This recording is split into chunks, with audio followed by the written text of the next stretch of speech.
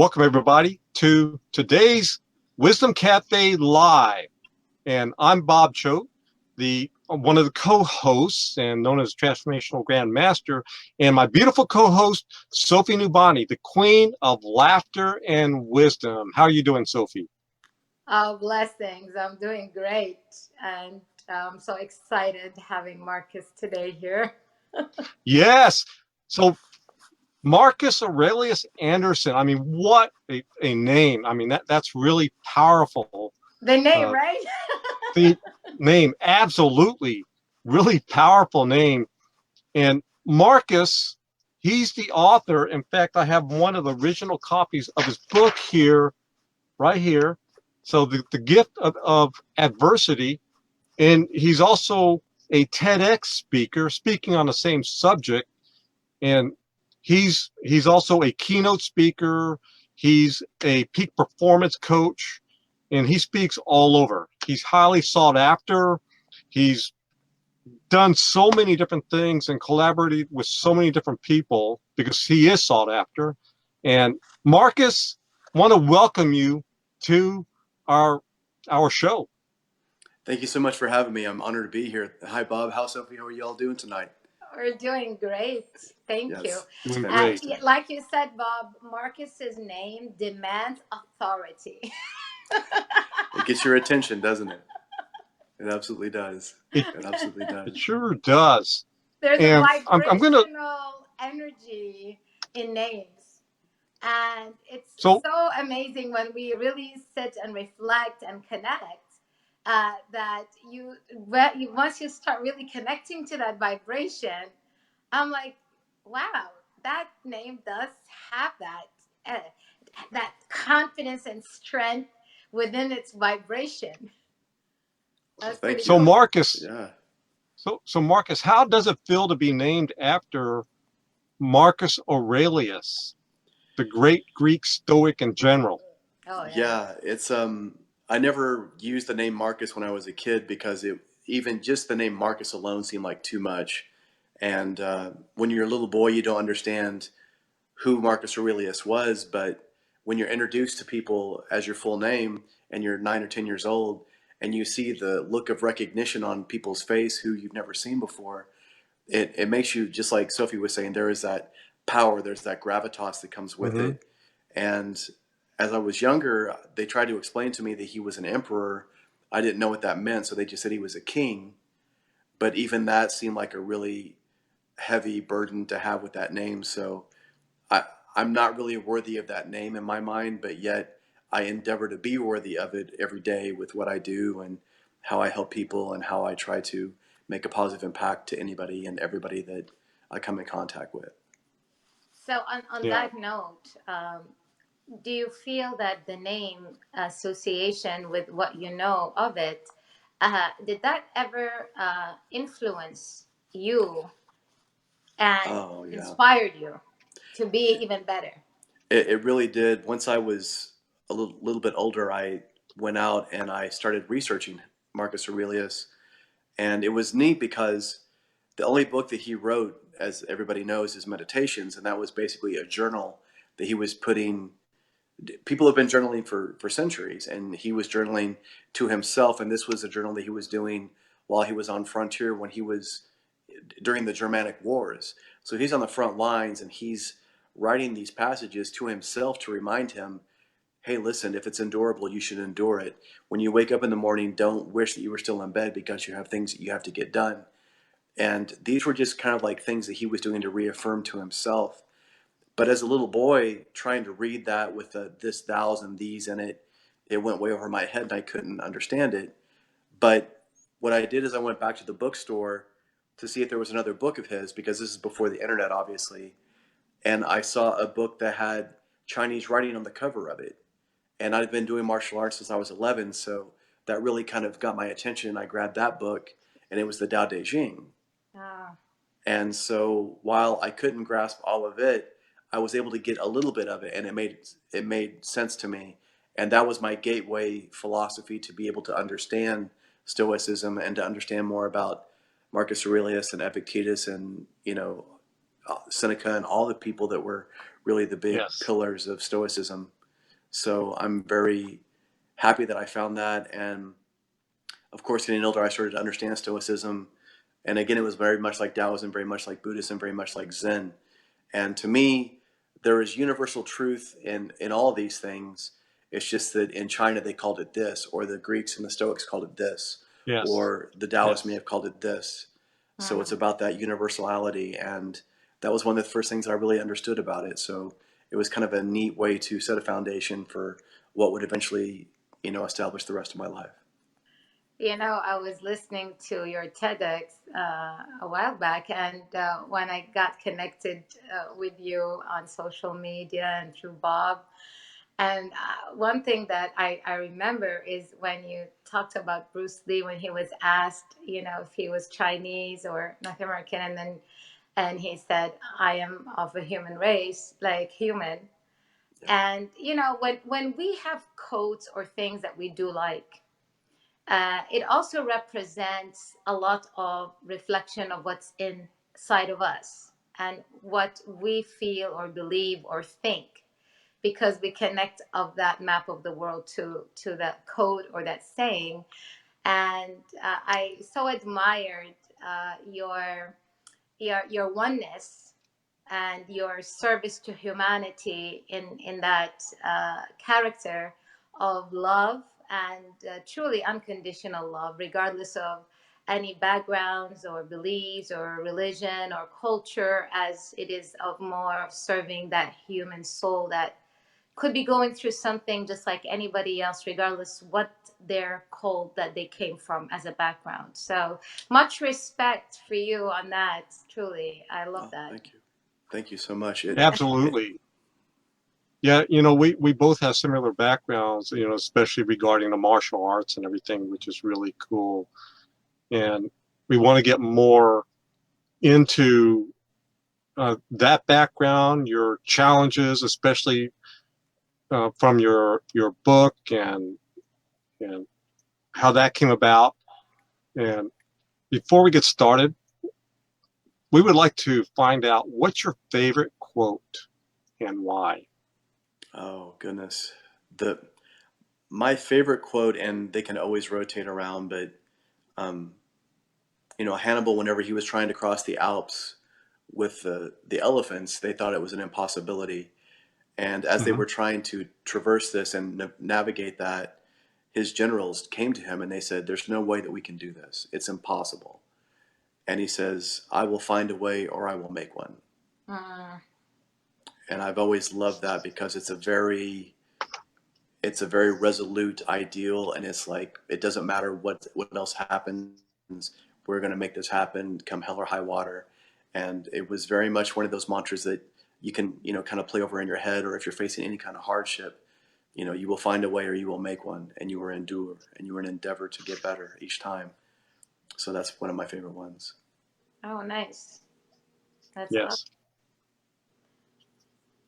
Yeah, you've had to endure quite a bit through the challenges, and that's a perfect quote leading into your book, which I think people should definitely get and read and embrace it. Especially, I think we hear Valentino there, right, Sofie? Yeah. Her cat. He loved the book idea. Evidently, yeah, that's okay. I read a lot and I read loud sometimes. He's like, let's read that one. I need some wisdom on adversity. There he goes. Oh, there he is. There he There is. he is. So Marcus, you've been through a lot of uh, different kinds of challenges through your life. Yet you went through a major challenge and transformation through that challenge that led you through this day. But let's find out a little bit more about Marcus Aurelius Anderson and who he really is and everything like that. So why don't you go ahead and tell our audience a little bit about you? Yes. Absolutely, Bob. Thank you. Yeah, I joined the military at the ripe old age of 38 years old because I had gone through some big changes in my life, and I'd always wanted to join the military, but I'd never really had a good reason to. But I, after my great uncle passed, and I went through some other changes in my life, my great uncle was a really big role model for me, and he had really helped impress upon me the importance of humility and honor and respect. And he was in special forces in Vietnam, so he had a very, you know, decorated service record. And after he passed away, I realized that my opportunity to join was now. Uh, so I went down to the recruiter. They signed a release and they got me in, and I got into the military, got into infantry school, got through all that, and then in 2012, while we were preparing to deploy with the infantry, I suffered a severe spinal injury, and during the surgery, I died on the operating table twice. Mhm. And while the surgeons were able to bring me back to the land of the living, when I woke up, I was paralyzed from the neck down, and I was told that I would be like that for the rest of my life. So I turned 40 years old, broke, divorced, bedridden, and paralyzed, wondering what I was going to do with my life next. Uh-huh. Wow. No, that's a big challenge, and it must have been pretty scary, right?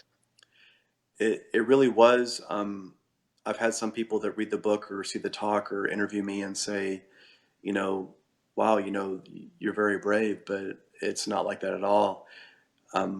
Whenever we're facing something like that, I was scared to death and I was desperate. And I was hoping against hope that, it would just go away if I ignored it. But as the days turned into weeks, I realized that this was something that I couldn't just hope away. And I had to start Hmm. doing some really brutal soul searching to figure out, okay, what do I do now? And one of the big things for me was I was really angry. I was angry at Hmm. everyone around me, but the person I was the most Hmm. angry with was myself, because I had been given all these opportunities and I realized that I really hadn't actualized them and that I had wasted a lot of them. And Hmm. it's funny, people say you don't know what you got till it's gone, but the reality is it's not that we don't know what we have, it's that we assume that we will always have it. Mm-hmm. And Yes. that's a horrible way to live life, because we miss out on a lot of opportunities because we like that urgency, thinking that we'll just do it tomorrow. And I urge anybody that can hear us today that if there's anything that you're wanting to do with your life, if there's anything that you've been putting off, do it as fast as you can, because there's tomorrow is promised to no person, and we have no idea how much time we actually have left, which is both the beauty and the travesty of being alive as a human being on the planet. So create that So, urgency so, and so, make it happen. yeah. So you mentioned about being brutally honest. So this quote says, "I'm brutally honest with myself, but that allows me to be ferociously optimistic." Explain further on that last part. Absolutely. It's very hard for us to be incredibly or ferociously optimistic about something unless we're completely and brutally honest.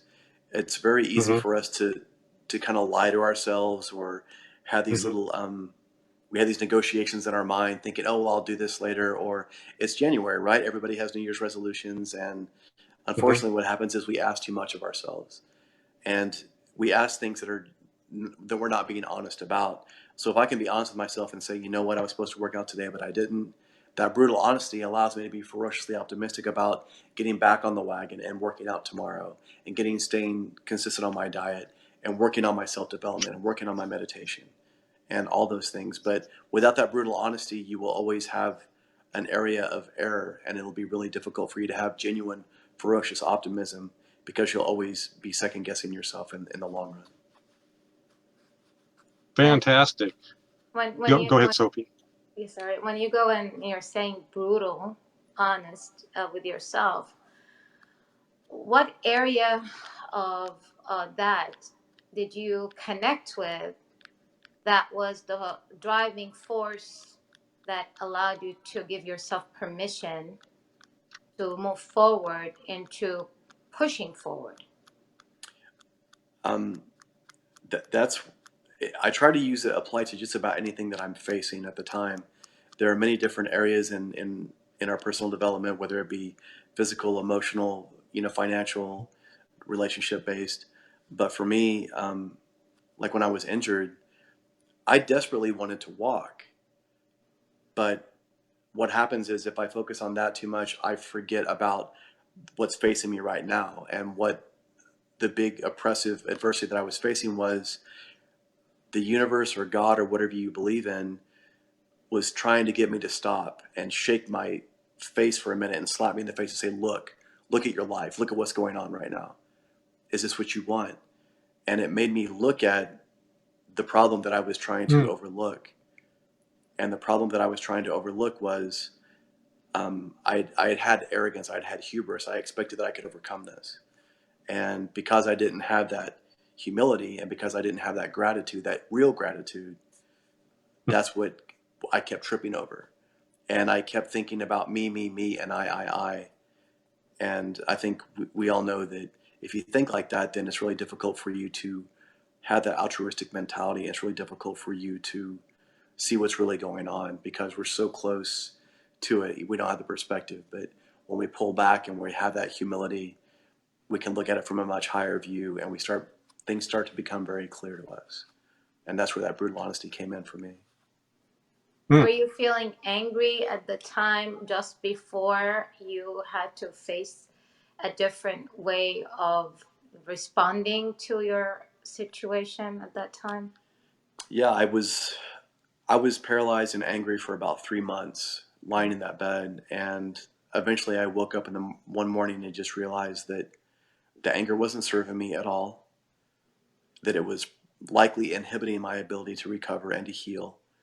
And so, like I said, I took myself, instead of thinking about how my life sucks, I took myself out of the equation and I thought, okay, what is the lesson in this? What is the opportunity in this adversity?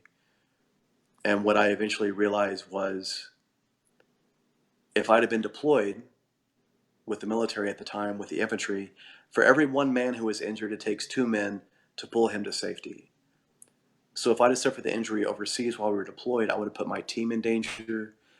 I would have put my squad in danger. I would have put the medical team in danger and the Chinook helicopter that would have had to airvac me out in danger. There would have been a dozen people's lives that were put in harm's way if I'd have suffered that injury while I was deployed. And when I was able to finally step back and stop thinking about me, and I looked at everybody else that was involved, and I was able to just look and say, wow, nobody else was hurt. For the first time in months, I literally said, wow, I'm lucky. And once I had that small cornerstone of gratitude as a foundation, I slowly was able to build upon it. And so then stepping I could, out of yourself. That's what it was. I stepped out of myself. I stepped out of my desires. So in life, a lot of people will chase money in their job, but in the process of chasing money, they don't find fulfillment. They don't find purpose. They don't find happiness. They don't find quality in their relationships. True. So for me, it was the same way. I was chasing this ideal of trying to recover, but because of that, I was losing sight of these things that were clearly in front of me. So the people that chase money, they have money, but they have lost all this fulfillment.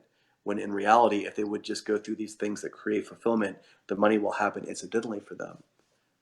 But it's very hard for us to realize that when we're in the heat of battle.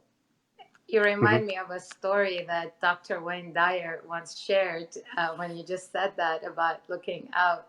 This guy was in his house and he lost his keys and it was dark. So he starts looking and looking and he just, there's no way he could find it. He glimpses outside the window and he sees the street light. So he goes outside and he goes, oh, that's going to be it. At least there's a light over there. And then as he's moving around, his neighbor walks by and he goes, what's going on? It's like, I'm trying to find my keys. And he starts to help him to find the keys. He goes, well, do you remember where they were last? He goes, well, it's really dark inside. But I figured that maybe with the light from here that he could see in. And the moral of the story is we can't look for things on the outside of us, trying to search for them when they are already inside. And truly, what you had to face was an inward journey and a reflection and an understanding for your soul to evolve and transcend to higher thinking, understanding, and compassion. And that was part of it, is going back inwards in the darkness alone to find that. That was pretty cool. I was just like, you know what? That's so true. Yes. And that's why I do call adversity a gift, because there's no way I would have, if it was left up to me, there's no way I would have taken 3 months out of my life and just be confined to a bed, unable to move, with no TV and no internet, and just stay inside my mind to figure out what was going on. There's no way I would have ever done that any other way. So again, I look back on it, and that's why I say that, adversity offers us no other choice. And when there's no other choice, then the choice is simple. So for me, I love there was that nothing else. statement. Yeah, and Hmm. it just makes a lot of sense to me. I couldn't do anything else. I was actually suicidal, but I couldn't even act on that. So I was truly just left with, I have nothing else to do other than Wow. face this. And so Hmm. that therein lies the blessing, and therein lies the opportunity. So in all adversity, there is opportunity, but we just have to be willing to look at it from different lights and different perspectives, from the outside, as it were, to see what's really going on. Yes. So you go from being paralyzed and facing a possible lifelong challenge in that arena to going to eventually moving and then walking on a stage of a TEDx talk, to back into the martial arts and dealing with that full bore, to where you're at now as a sought after speaker and all your programs and everything that you're doing. When you look back from where you're at now to everything you've gone through and the transformation that you've gone through, what comes to mind? What, yeah, there's so many things that it's interesting, because lying there in that bed, I realized that it's not like I learned anything. I just was reminded of a lot of stuff that I already knew. And one of the Hmm. things that I was really reminded of was that I remember that I was doing things for other people, doing stuff that their expectations they had from me, or the desires that Mm. they had for themselves, and I was trying to fulfill these. And there's nothing wrong with that, but in the end, we only have one life that I know of, and this is the life that I'm living right now. And so I'm living it with that urgency of trying to do everything I can, because I promised myself, if I was ever able to get out of that bed and walk again, I would never hesitate, never compromise, and never wait to act on what I wanted to do. Lying there, I knew what I wanted to do. I knew I wanted to teach. I knew I wanted to help people. I knew that I wanted to give people the knowledge and the experience that I had. But the shame of it seemed to be that I never would have been able to act on it. But getting out and kind of retransforming my body and my life, it gave me that huge opportunity to really go out, and my story is compelling, so it really gets people's attention. And now when I say something, it has a lot more gravitas than if I were just to talk about something that I read in a book. And Yes. that's why I think that the lessons that I learned are much more personal, and that's what creates that power. Telling a story that's very powerful is important. And when I talk about it in the TEDx talk, or even in my book, I try to use the stories to really captivate the reader, but by that captivation, that really allows me to make the story more powerful, and the lesson will strike that much more of a chord within that person. So, Yes. Marcus, you said that when this happened, you were going through the toughest time in your life, going through a lot of changes, including a divorce and so forth. And while you're going through that process, I just wanted to know your support group, or has there been people specific, like that showed up into your life that helped you while you're going through that, influenced you much, or were you more isolated and less in touch with many till you were able to get up and keep going forward. There I was mean, a lot other of than the medical doctors and everything else, obviously. yeah, there was a lot of isolation, and a lot of that was, you know, some of that was just because I didn't want to see people. You know, I didn't want anybody to see me like that, and that was the hardest part because I thought that if I saw people or if I didn't even let my family know how badly I was injured Oh. because in my mind, if I told them, that would be like acknowledging that this was really happening. This is something that was really bad. Plus, let's be honest, the last thing I want my mom or my dad to see is for them to fly and see their son lying in a bed in a neck brace, you know, being told that this is what's going to happen to him. Oh, so even the closest and the closest, you kept it more I kept it personal. I kept it as quiet as I could because I was afraid that, like I said, I'd have to really face the reality if I acknowledged it to other people, so to speak. Which clearly I wasn't fooling anybody around me, but it was the idea of trying to keep it as simple as I could, and hoping against hope that there was a way that I could get through it. So you didn't How abandon long? yourself. Yeah. You did not So abandon yourself. No, I had to really go within myself to Stand rediscover up for what I yourself. was worth. Yeah. Push. Yeah. Yeah. how long did it take for you to accept your what happened? It took me 3 months to realize that this was something that I had to really, like I said, I couldn't ignore, and that was the thing. When I accepted it, the anger went away, Mhm.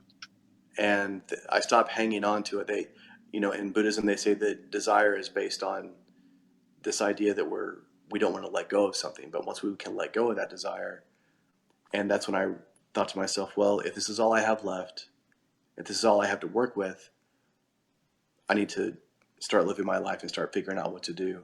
And that's when I was able to get some, you know, acceptance, and I was calm. And that's when I was able to actually do the real work. So the irony was the more I fought against it, the less it was going to get better. And when I finally just accepted it and went with it, Bob and I have talked about this many times in the martial arts, in judo or aikido or jiu-jitsu, the principle is whenever your opponent pushes, you pull. If I continue pushing back against that person, especially if they're bigger and stronger and they have more momentum than I am, there's no way I can possibly win. So the adversity that I was facing was so big and oppressive, pushing against it, resisting was futile. So I finally just said, okay, I'm going to go with this energy. I'm going to blend with it. It's pushing me in a direction. I'm going to go with it and see where it leads. And that's why we're talking today. It led me to Yes. Less resistance. You allowed the flow to happen. absolutely. That's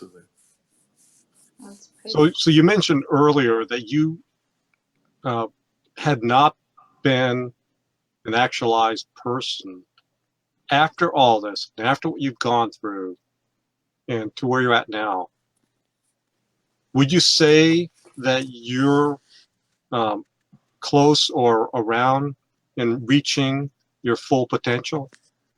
Oh no, I still see there's so much I can reach for. Okay.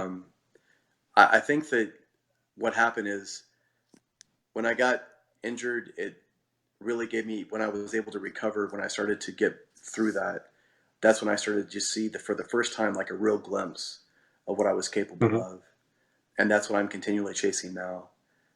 There's so many areas that I can improve on, and there's so many people that I can still help, and there's still so much, you know, wisdom and teaching to give. And so I feel that I am actualizing some of my potential, but I feel that Bob and I were talking before.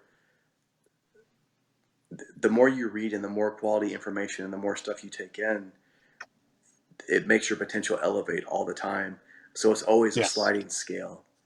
So while I may be actualizing certain parts, there's still a lot that I can work on, and that's why helping other people or coaching people or working with companies, I can see what their potential is. I can see what they're capable of, even when they can't, and that's what allows me to do what I do, you know, pretty well. So Yeah. I think we both can see that you're a fantastic representation of that person that's, again, continually challenging and growing, and yet from where you were, your potential, you're living, and from what I see, more of your potential than a great majority of people out there. And I'm sure Sofie would agree on that, right, Sofie? Yes, absolutely.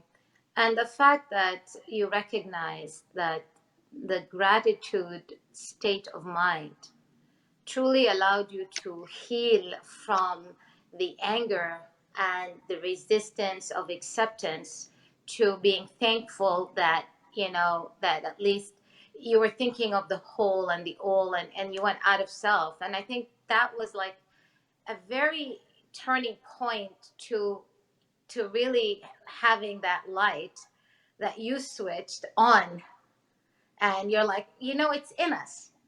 Yep. We switch it on and off. Truly, you might not, darkness is the absence of light. And the truth is, when we get that inspired thought, idea, or vision, we start seeing things with a different brightness to it that gives us hope and gives us more curiosity and ambition to move forward with something or an idea or this thought. And you're like, wow, that felt good. That truly felt so healing, just thinking about that. And the reward of it is so beautiful that no one can really explain it in just the knowledge where you are learning it, but the knowing while you're truly experiencing that yourself. And I do see that in Marcus. Like, I see a lot of the work he does, and I know you also have a upcoming event in March.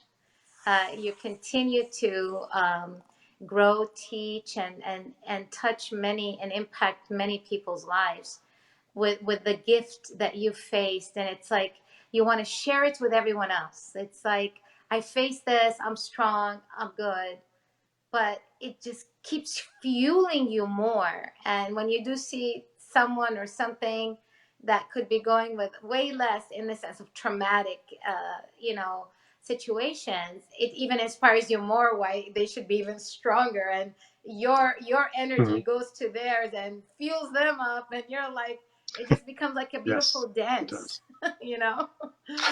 So, much respect for that, Marcus. Truly, much Oh, respect for that. well, thank you. That my goal is to empower others to empower those around them as well. And like you said, there's so much potential within us that's untapped because we either shy away from adversity or because we see that we want to resist the hardship. But the reality is nothing in this life worth having comes easy. There's a certain amount of work requisite to do anything worth having. And my experience has been that if something comes without much effort, most of the time it's not something that I really wanted in the first place.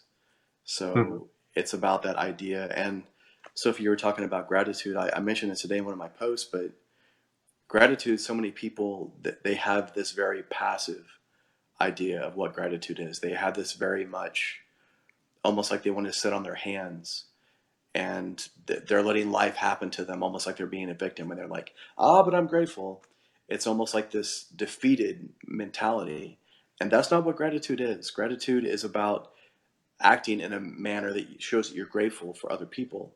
And if you're grateful for somebody, you give them love, you give them respect, you give them attention, you give them time, you give them all these things because you are truly grateful for that. But in this life, you have to learn to be grateful for everything, both the good and the bad. And when you can have that 360 degrees of gratitude, because most people it's easy to be grateful for when everything's going well in life. If you're doing well at your job and you're happy in your relationship and your kids are healthy, of course, it's like, yeah, I'm grateful for everything. But then when stuff starts going sideways in your life, that's when most people stop and they're only grateful for a couple of things when in reality, they need to still be grateful for the hardship because that's what allows them to get stronger. That's what allows them to go to that next level.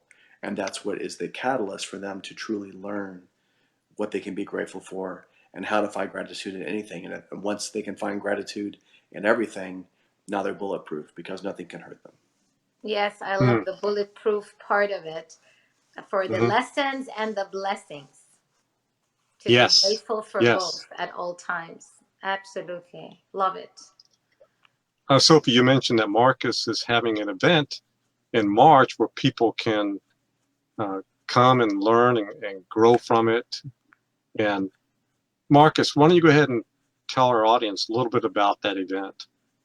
Yeah, the event will be March 30th. It'll be in Tulsa, Oklahoma, and it's called Do the Work. We've all been to events where people sit down and they hear somebody talk and they write things down and they feel good for about 5 minutes. But the event that I'm offering is going to have components of the teaching, obviously, but there's going to be a lot of the physicality involved there. I'm going to actually teach some of Bruce Lee's martial arts. Oh, nice.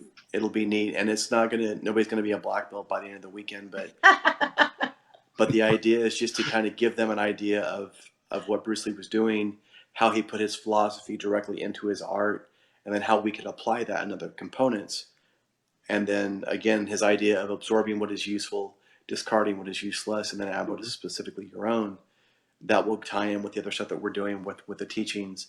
Some of the teachings will be from my book. Some of them will be from my coaching kind of protocol and process. And then I'm also having Matt Gagnon as a keynote speaker there, and tremendous guy, just amazing. And he's one of my best buddies. He's on LinkedIn. He's just a stud. So it's going to be fantastic. That's going to be powerful. Yeah, it's going to be fantastic. It is going to be powerful. And what I want to do is I want to create. It's unlike when I was designing it. I was like, I've never seen somebody do something like this before, and that means that it's something I should be doing. So combining some martial arts, combining personal development, and then again doing the work required while we're there. If I just give people a bunch of information and say work on this when you go home, they probably won't do it. But if we're doing the work right there together and we're putting these things into practice, and if you say, okay, 80-20 principle, Pareto's principle, work on this. Well, no. Look at your life. Look at your job. Look at your food. Look at your exercise. Look at the people that you put into your life. Let's apply this to all these different arenas. And now by the time we're done, we have a workbook and we have all this material that's been done. And now you have these very pragmatic, very unique, specific things to you in your specific situation that you can apply. And now this will continue to move forward, and this will give you the tools, the concepts, and the principles that will be able to help you solve. My goal is to give you all the knowledge to be able to apply it to any situation that you run into, or at least give you the faculties to figure out what you need to do in the process. And that's my goal. That's awesome. And we'll have the website down. So everything will be on your website, correct? Absolutely. There. Good. Do it like that, or anywhere on social media. I'll have it up there too. So. Marcus, I want one more question for you. Of course.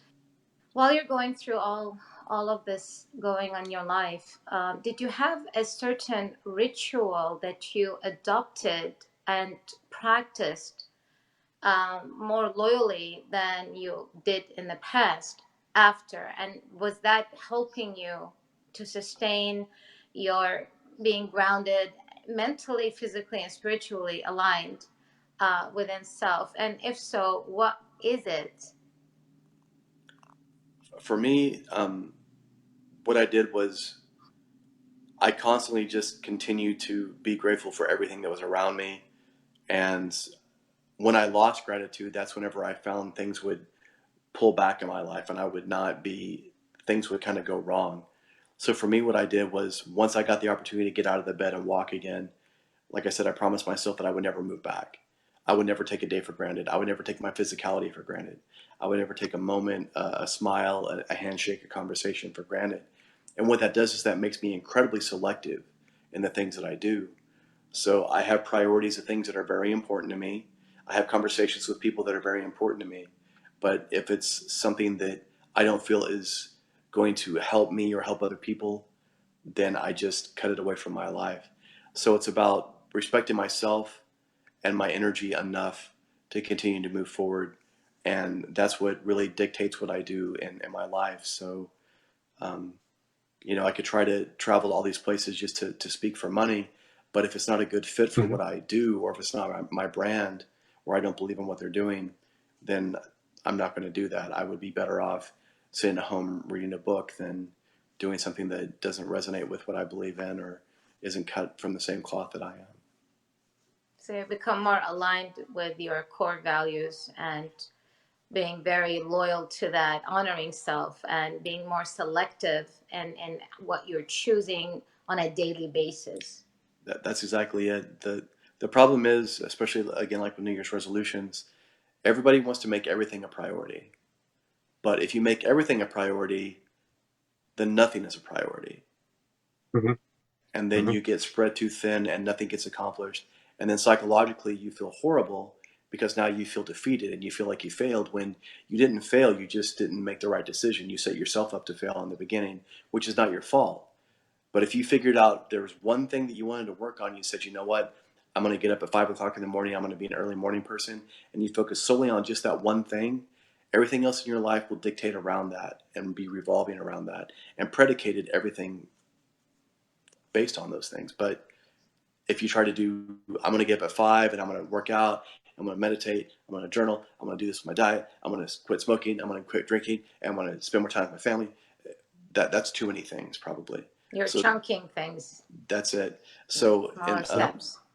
Yeah, in Taoism they say you don't build a wall, you build a wall by laying one brick perfectly, and that's all you worry about is laying that one brick, and then you do it again. So instead of worrying about all the other things, you do what you're doing with presence, what you're doing it with attention. You're doing it through respect to yourself and respect to what your goal is. And in that moment, laying the brick is the most important goal. Or having do the the one thing. conversation. Yep, do the one thing and do it really well. Yep. Simplicity. How long did it take you to forgive yourself when the incident happened, when you were angry? Like truly forgiving yourself for not being more selective and prioritizing and everything else. Now, I'm not talking about the gratitude for others, but truly like a true forgiveness. It took me even after I started getting a little bit of feeling back, because even then there was still a fear that I would slip back. There was still a fear that this may just be a fluke. And what I did was, once I was able to start getting some of that back, then I started realizing, wow, it is okay. I need to forgive myself for this stuff. I need to not beat myself up these other things, because like coaching, when people do therapy, it's the therapist looks at the present and he works backwards. But as the coach, we look at the present and we move forward. And that's what I had to start doing, instead of beating myself up about the past and thinking, wow, I've wasted 40 years of my life and look at all these opportunities I gave up. No, I just said, you know what, I'm very grateful for what I have now, and I'm going to use these to the best of my ability, and I'm not going to take a moment for granted, and I'm going to be grateful for everything, from the guy that cuts me off in traffic and gives me the finger to the person that gives me a hug that I love. I'm going to treat them all equally. I'm going to give them that same attention. And when I started doing that, that's when everything really turned around for me. That's wonderful. Yes. It's not always easy, but So, it's good. Yeah. Yeah. I think our audience learned quite a bit from you today. Yet I want to ask you,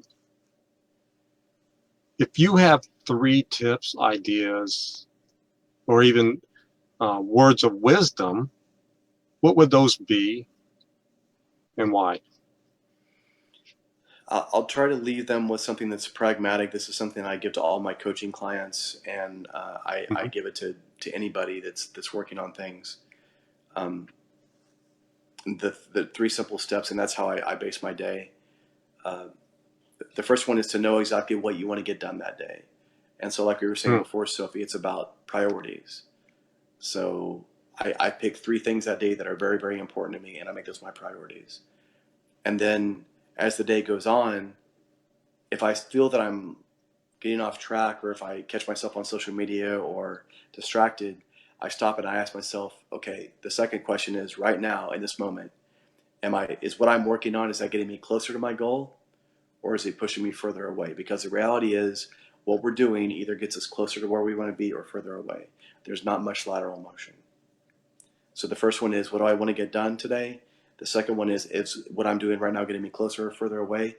If what I'm doing is not getting me closer, I stop right then, I reframe, I pivot, I self-audit, and I redouble my efforts to get back on track. So that's the second one. And then the third tip is one that anybody can use, and it's really good for entrepreneurs, and that is to be present. But when I say be present, I mean, I've had CEOs that tell me that when they're at work, they wish that they were with their family. And when they're with their family, they feel guilty that they're not at work.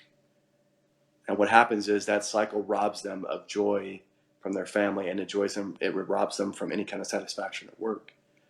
So the idea is to work with as much presence as you can when you're at work. And I worked with a CEO that has a big company. And when he started focusing on actually working as hard as he could and being efficient, he went from working 60 hours a week to 45 hours a week. And that allowed him to feel like he earned that time to be with his family. And now he could be present with them, and he could take that breath. And now he didn't feel guilty. So even if he was sitting on the couch watching TV, not doing anything, he didn't think to himself and had this anxiety thinking, man, I should be working on this or emailing or working on this product or talking to my team. He didn't do that. He was able to understand that he had earned that, and being present was the most important thing there. And that presence that allowed him to enjoy his family, and that allowed him to redouble his efforts and have a clean palate, so that when he went back to work, he could focus and he could attack that with much more vigor. And that helped him increase that quarter's sales as well. So presence and quality in all that we do, quality over quantity in all we do, is what I would say. Wow. Beautiful. Yes. Great tips. Very, very great, and very valuable, definitely, to follow.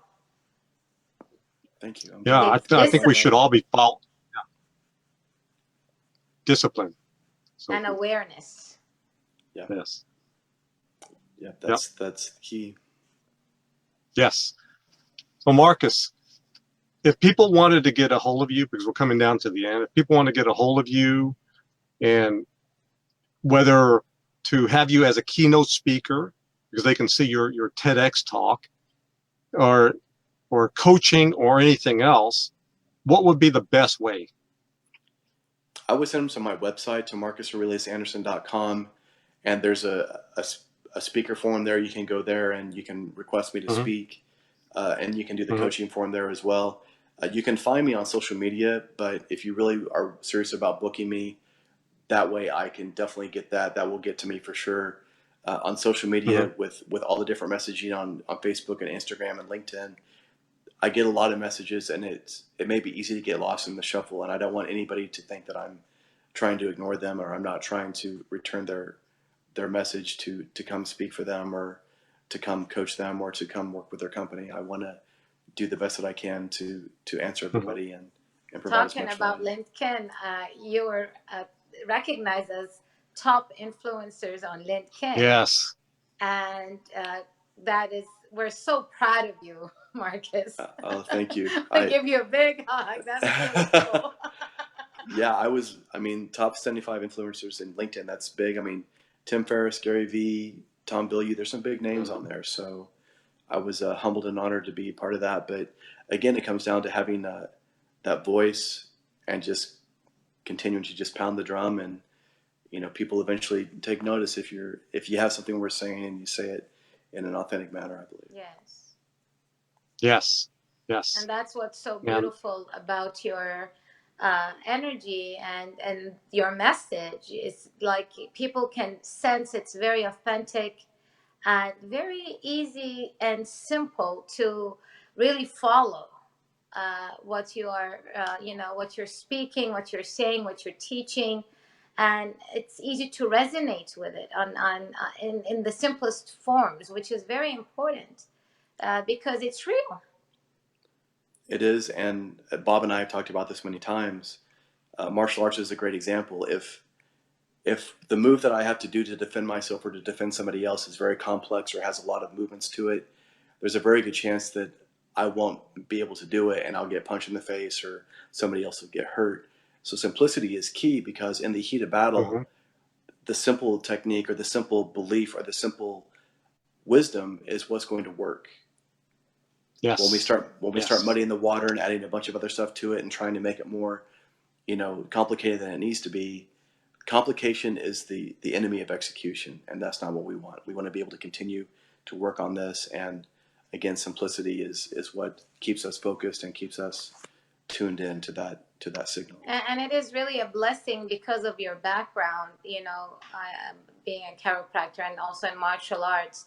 And when you had to face your own adversity, I believe they were like amazing tools that your subconscious mind can just go back and anchor to in the knowledge that you've learned, and then be able to connect the dots and bridge things together in your personal reality of how you're going to apply it on a daily basis when you finally got to the point of acceptance and forgiveness and gratitude. And the beautiful thing about it is that background that you had is what you also bring out in your teachings in many ways, having that personal experience. So it comes also from a very, educated knowledge of background that you can also relate to, but also bridge and connect for, future application, which is really cool. That is awesome. We are so happy and grateful to, this is the second episode on Meet the Author at Wisdom Cafe.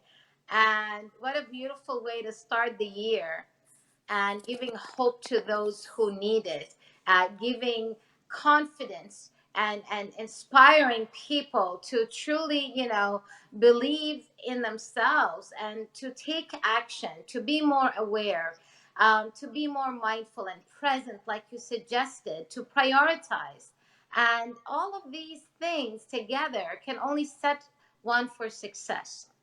It's the discipline of taking action towards those things truly is going to make a difference of a Marcus or someone that is trying to get there. Absolutely agree. And we talk about priorities. The one thing that you can ask yourself right now is, you can say, if I ask you, if you woke up tomorrow paralyzed from the neck down, what would you wish you would have accomplished with your life? And that will really frame everything that you do from here on out if you take that seriously, because that's the reality that I had, and that made me really do that deep soul searching. And I think that that's a quick way to make you realize that, maybe eating a bunch of fast food and sitting at home watching Netflix may not be the best use of the time that you've been given. That's a very good message, Marcus. I think it is. I think it's important. Very important this time of day. Yeah, it absolutely is. Because it's affecting decisions of people. It's affecting them to be selective. It's affecting them to honor themselves and truly stand in their own magnificence, because their mind is so clogged and foggy because of what is going inside. We are what we eat after a while. So that's a very good message. I think so. I agree. Yes. So, Blessings. Marcus, I know that I'm on a delay here again, the technical stuff. And just, we're both so happy that you came here and wanted to be on our show, and we wanted you on. And we're honored I value to have you and grateful for your presence and your sharing with everyone that's hearing today. And truly, if anyone knows of someone, or someone maybe going through something themselves that Marcus's story can help, or his services can help in that specialty area of his, reach out to him and ask for his help and his coaching and his service. Because when someone had gone through it, their understanding to solving it, and their awareness and their intelligence of connecting things, of where you're at and what could be a better suggestion, will be a lot more effective than someone who just learned it in books and was intelligent to create a program or to do something of that nature. So he specializes in that field, which is very sensitive, very unique, and not very normal to happen to an individual. And he is there to help and be of service. We are so grateful and thankful for that, and for people to be able to reach to you also from our end and all around the world. Outstanding. Thank you so much. I'm And so a honored happy, and humbled. blessed 2019. Absolutely. To you guys Yes. as well. Yes. Blessed. So you guys have. So again, thank you, Marcus, and Thank you. thank everybody for tuning in. Yes. And have an amazing 2019. Namaste. Absolutely. Blessings. Namaste. Thank you. Blessings. Blessings. Okay.